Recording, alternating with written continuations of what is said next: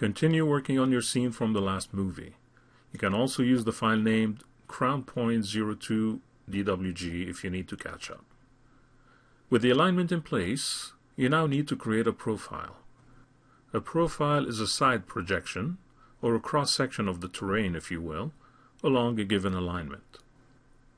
It will let you view the topography of the terrain, and as such lets you build a profile of your road in relation to the terrain. To create a terrain, or rather a surface profile, first make sure you are in the Home tab. Under Profile, choose Create Surface Profile. You need to specify an alignment to use as a cross-section. You only have the one you created in the last movie. That's the one you need. You also need to specify a surface to cut across. There are two to choose from, even though they are essentially duplicates, albeit with one that has less detail than the other. Here you can choose either one. It wouldn't make a big difference. Note that even though the original surface is hidden from view, you can still use it as reference. Try that.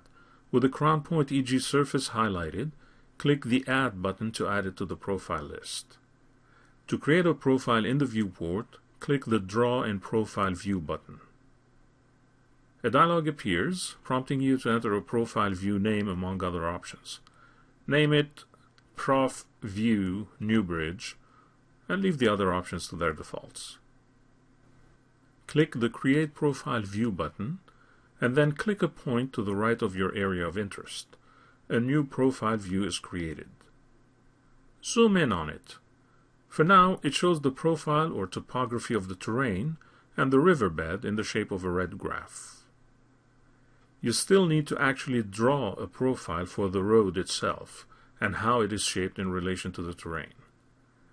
From the Home tab, choose Profile, Profile Creation Tools. You are now in selection mode and prompted to select the profile view. Go ahead and select the one you created. A dialog appears. You need to enter a name for the bridge profile. Name it Profile New Bridge. Click OK. The Profile Creation toolbar appears. This is a bit similar to the procedure you use to create an alignment. Make sure Ortho mode is off. Use the F8 key and monitor the command line. Also make sure object snaps are off, using F3 for starters. This time, however, you will need to toggle object snaps on and off.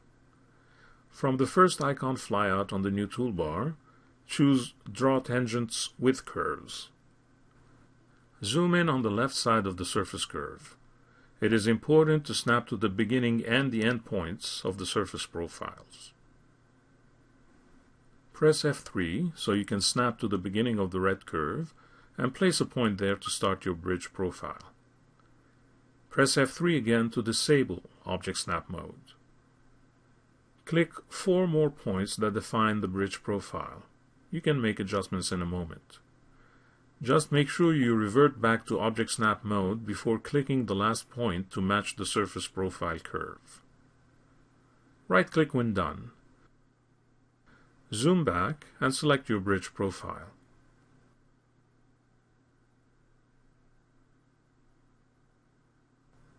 Make the necessary adjustments to the profile by editing the various handles.